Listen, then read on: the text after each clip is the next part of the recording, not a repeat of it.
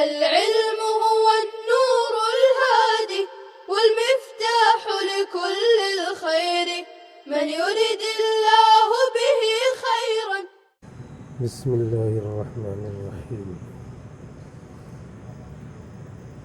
والثاني ما كان ضعفه شديدا غير خفيف فلا يفيده المتابعة، وهو ما كان راويه متهما أو كذابا أو متروكا لسوء حفظه أو لكثرة غلطه أو مجهول عين لا يعرف. ومثال الحديث الضعيف الشديد الضعف من حيث العدالة ما أخرجه الخطيب البغدادي في اقتضاء العلم العمل من طريق أبي داود النخعي. حدثنا علي بن عبيد الله الغطفاني عن سليك قال سمعت النبي صلى الله عليه وسلم يقول: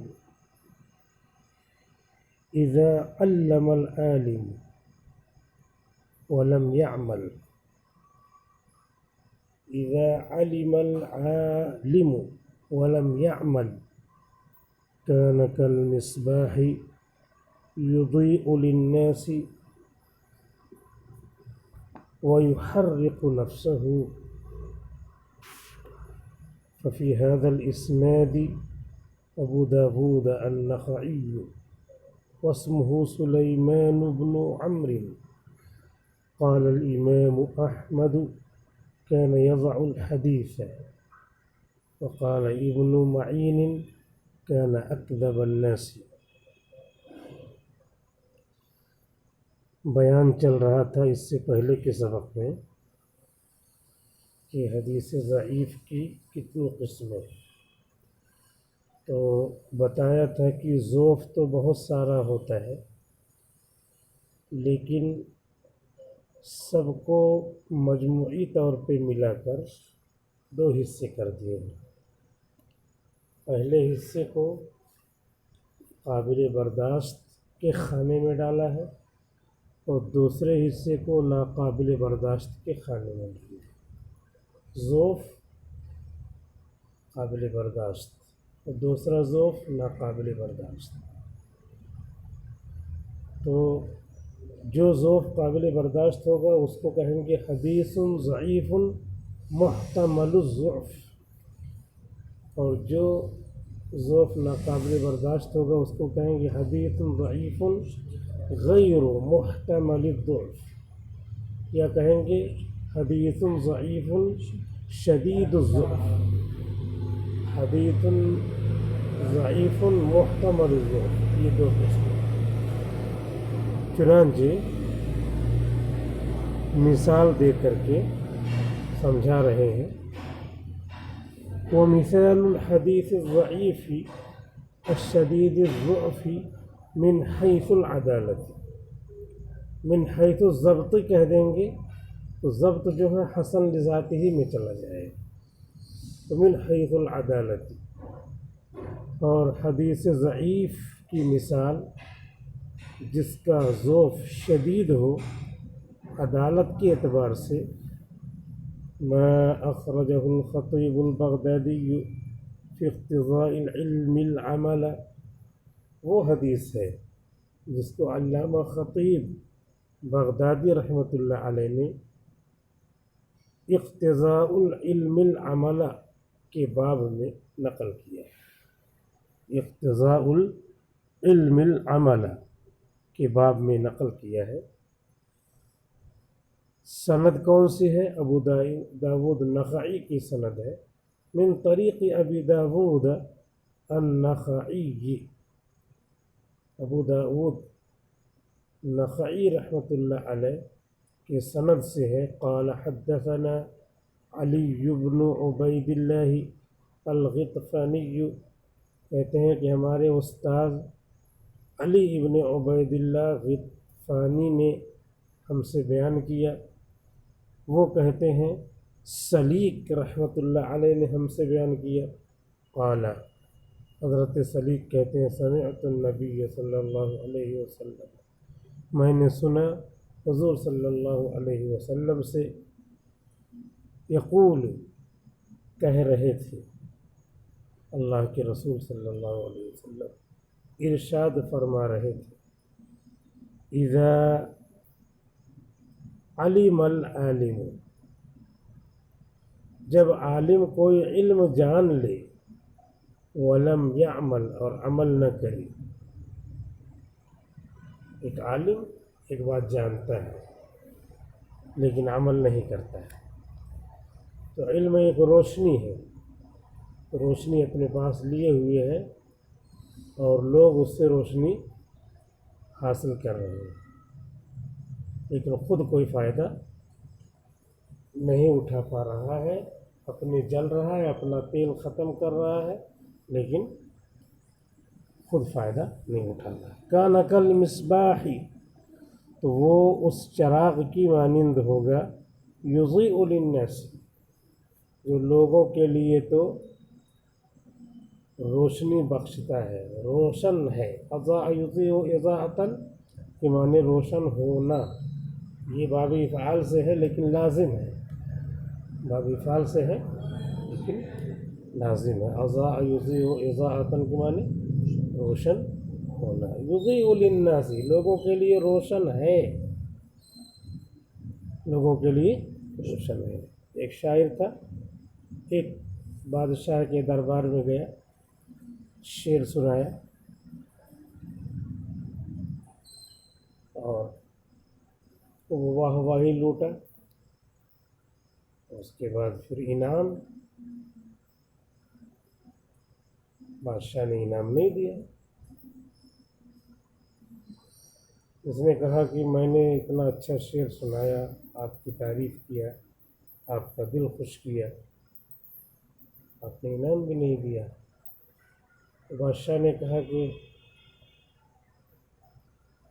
آپ نے ہماری تعریف کیا اور ہم نے جو ہے آپ کی تعریف کر دیا، بہت اچھا شعر، واہ واہ، دوبارہ ارشاد ہو، اس طرح کہہ کر کے آپ کی تعریف کر دیا، بدلہ ہو گیا۔ تو انعام پایا نہیں تو وہ ناراض ہو گیا، واپس چلا آیا، جب باہر نکلا تو گیٹ تھا، اس کے گیٹ پر ایک شعر لکھ کے آ گیا، اس پر ایک شعر لکھ کے آ گیا۔ کیا شعر لکھا؟ عربی کا شعر لکھا، لقد ضاع شعری علی بابکم، لقد ضاع، یقیناً ضائع ہو گیا، ضاع یضیع، ضائع ہو گیا، یقیناً ضائع ہو گیا میرا شعر تمہارے دروازے پر، تمہارے گھر پہ، تمہارے دروازے پہ جھانکوں گا بھی نہیں، تمہارے گھر پہ آؤں گا نہیں۔ لقد ضاع شعری علی بابکم، میرا شعر ضائع ہو گیا تمہارے دروازے پر، تمہارے یہاں آ کر، کما ضاع عقد علی خالصہ، خالصہ نام کی ایک عورت تھی، کالی کلوٹی، اور بہت شاندار ہار پہنے ہوئے تھی، تو وہ ہار اس کو کیا جچے گا، کسی اچھی خوبصورت کے گلے پہ ہوتا تو جچتا بھی، تو شاعر کہتا ہے کما ضاع عقد، جیسے کہ ہار ضائع ہو گیا علی خالصہ، خالصہ نامی کالی کلوٹی عورت، تو اس طرح لکھ کر کے چلا آیا۔ لوگوں نے، درباری لوگ ہوتے ہیں شکایت کرنے والے، دربار میں شکایت کر دیا کہ وہ شاعر جو آیا تھا آپ کی تو ہجو کر کے، برائی کر کے گیا ہے۔ کہا کہ کیا برائی کیا ہے؟ اور دیکھیے آپ کے دروازے پہ کیا لکھ کے چلا گیا ہے، لقد ضاع شعری علی بابکم، کما ذاع عقد علی خالصہ. اب بادشاہ تو برافروختہ ہو گیا، آگ بگولا ہو گیا. کہا کہ کل صبح اس کو حاضر کرو دربار میں. شاعر کو پولیس والے پکڑ کے لائے دوسرے دن صبح، اور اس کے بعد یہاں حاضر کیا.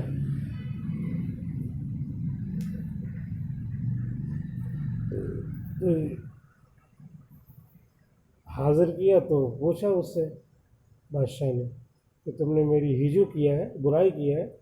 کہا نہیں. تو کہاں برائی کی ہے؟ کہا کیا شعر لکھ کے گئے ہو؟ کہا چلو دیکھ لو کیا شعر لکھ کے گئے ہیں. تو بلا لایا. اب اس پہ جو ہے لکھا ہوا تھا لقد ضاع، حمزہ سے، لقد ضاع شعری علی بابکم. ضاع یضوء کے معنی روشن ہونا. میرا شعر تمہارے دروازے پہ روشن ہو گیا. کما ضاع عقد علی خالصہ، جیسا کہ کالی کلوٹی عورت کے گلے میں ہار جو ہے روشن ہو گیا. ان لوگوں کو ڈانٹنے لگا بادشاہ کی، یہ تو تعریف کیا ہے، کہاں برائی کیا؟ کہا ایسے تو لکھا تھا.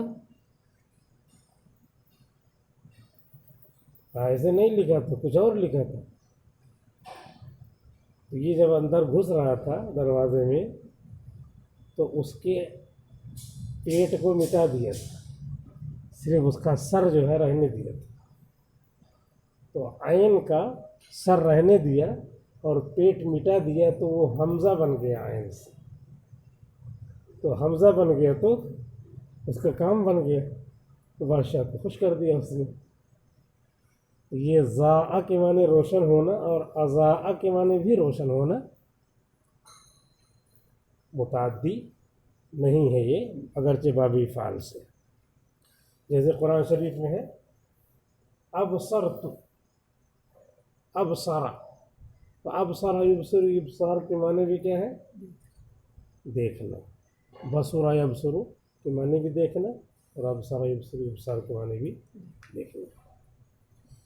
کان کالمصباح یضیء للناس، تو وہ چراغ کی مانند ہے جو لوگوں کے لیے روشن ہوتا ہے.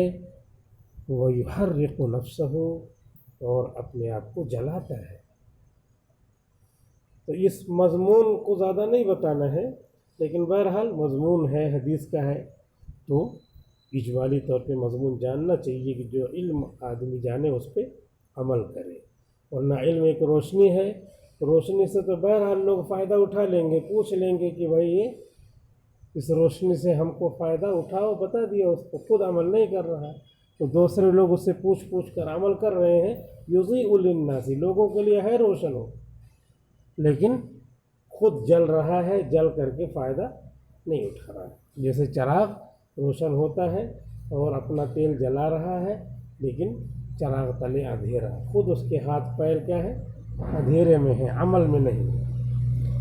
ففی هذا الاسناد ابو داود النخعی، تو اس سند میں ابو داود نخعی ہیں، یہ ابو داود نخعی ہیں جن کا نام واسمہ سلیمان بن عمرو،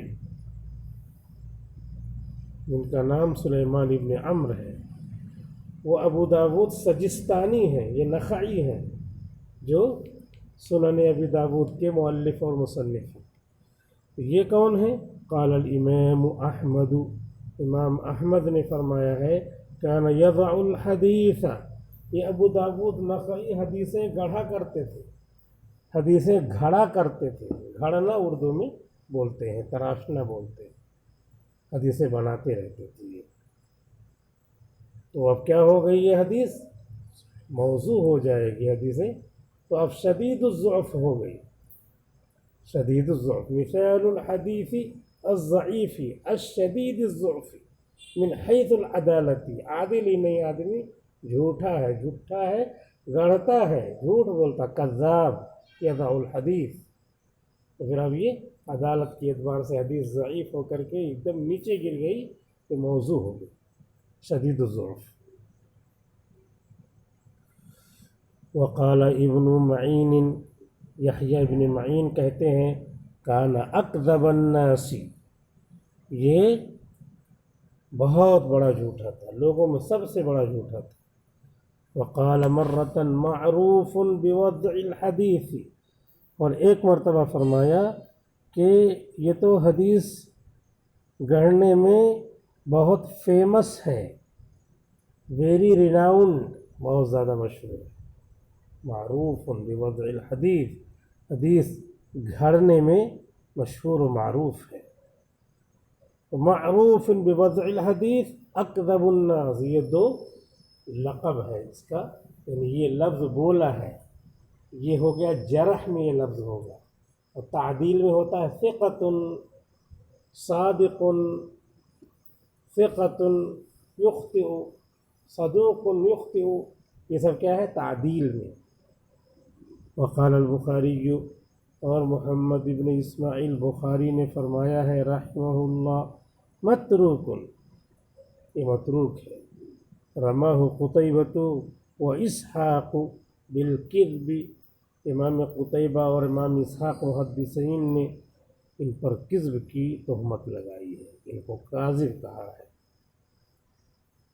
ان کو کاذب کہا ہے۔ تو یہ تمام لوگوں نے اپنے اجتہاد سے، یہ کیا ہے اجتہاد ہے، یہ اس طریقے سے انہوں نے اپنے اجتہاد سے ان کے سوانے پڑھ کر کے بتایا یہ کاذب ہے، دوسرے نے بتایا یہ متروک ہے، نہیں لی جائے گی، اپنے اجتہاد سے۔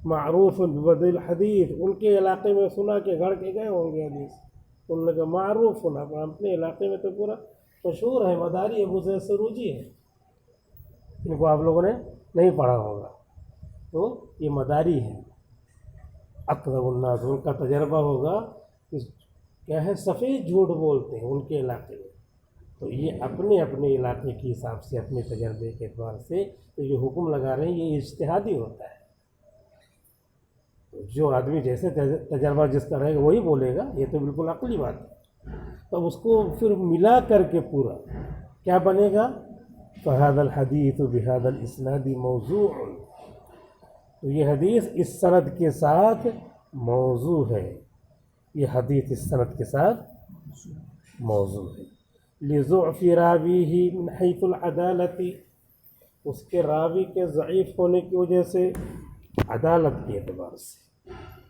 عدالت کے اعتبار سے ضعف ہے، اور شدید ضعف میں یہ چلا گیا، سب لوگوں نے ضعیف کہا ہے، لیکن ایک نے ضعیف کا درجہ یہاں تک نیچے تک بتا دیا، اور لوگ بھی ضعیف کہہ رہے ہیں، تو وہ ضعیف یہی کا ضعیف ہوگا، کیونکہ اور لوگوں نے اس ضعف کی جو کیا تھا مبہمتا تشریح کر دی، ایک آدمی نے کہا سفید ہے، دوسرے آدمی نے کہا کہ سفید ہے برف کی طرح، تو سفیدی کی تعین کر دیا، ایک آدمی کہتا کیا سفید ہے، تو سفیدی کیا ہوتی، کم سے کم درجے کی سفیدی پر بھی وہ بولا جاتا، مشترک تھا وہ معنی میں، سفید کم سفید، اس سے زیادہ سفید، اس سے زیادہ سفید، اس سے زیادہ سفید، ایک دم سفید، ایک آدمی نے کہہ دیا کیا سفید ہے، دوسرے آدمی نے بھی کہا کہ اچھی طرح سفید ہے، ایک آدمی نے متعین کر دیا کالثلج، برف کی طرح سفید ہے، تو اب یہ کیا ہے سفیدی کا درجہ متعین ہو گیا، تو اسی لیے ان راویوں نے، ایک نے اکذب کا حدیث کہا، ایک نے معروف بوضع الحدیث کہا، ایک امام بخاری نے متروک کہا، قتیبہ اور اسحاق نے کاذب کہا، کذب کی تہمت لگائی، تو سب کے الفاظ جدا جدا ہیں، لیکن سب کو ملانے کے بعد ضعف کی تعین ہو جاتی ہے کہ شدید الضعف ہے۔ فَهَذَا الْحَدِيثُ بِهَذَا الْإِسْنَادِ مَوْضُوعٌ، لہذا یہ حدیث اس سند کے ساتھ موضوع ہے، لِضُعْفِ رَاوِيهِ مِنْ حَيْثِ الْعَدَالَةِ، اس راوی کے ضعیف ہونے کی وجہ سے عدالت کی حیثیت سے، جو 5 ہیں تو 5 میں اگر ضبط کم ہے تب تو حسن لذاتی ہی رہتی ہے، وہ صحیح نہیں رہتی، صحیح سے نیچے آ گئی، لیکن عدالت میں کمزوری ہو تب تو وہ بہت نیچے آ جائے گی. اسی پانچوں میں سے جو پانچویں میں ہے 2 جز ہیں, ایک پارٹ دوسرا پارٹ, جو دوسرا پارٹ ہے ضبط, اس کی وجہ سے زیادہ نیچے نہیں گرتی ہے حدیث. لیکن عدالت میں کمی ہو تو حدیث ضعیف ہو جاتی ہے, حسن سے نیچے آ جاتی ہے. اور اس کے بعد کتنا نیچے ہے اور راویوں کو پڑھنے کے بعد پتہ چلے گا. ٹائم پورا ہو گیا, اس لیے اب سبق بند کرتے ہیں. السلام علیکم ورحمۃ اللہ وبركاته. السلام عليكم.